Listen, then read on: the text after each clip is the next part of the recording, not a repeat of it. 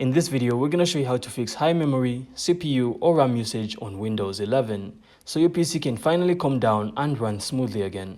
So one of the quickest fixes is simply checking which apps are taking a lot of resources. So simply open Task Manager,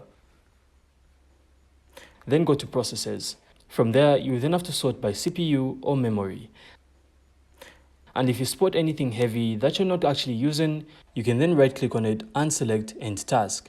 Next, you then have to head over to the Startup apps in Task Manager and turn off anything you don't need launching every time your PC boots. So that alone can drop your usage a lot.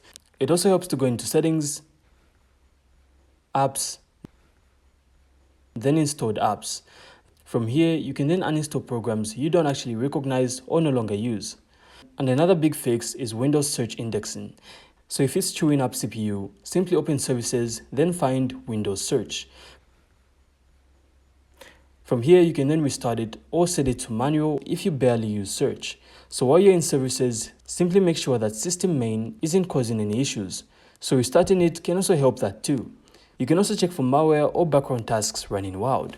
So a quick scan with Windows Security can catch anything suspicious. And don't forget to install any pending Windows updates because they often fix memory leaks and CPU spikes. So once you try these, your system should feel lighter, cooler, and way more responsive. So I really hope you found this insightful, and if you did, make sure to leave a like and of course subscribe. Then we'll see you on the next one.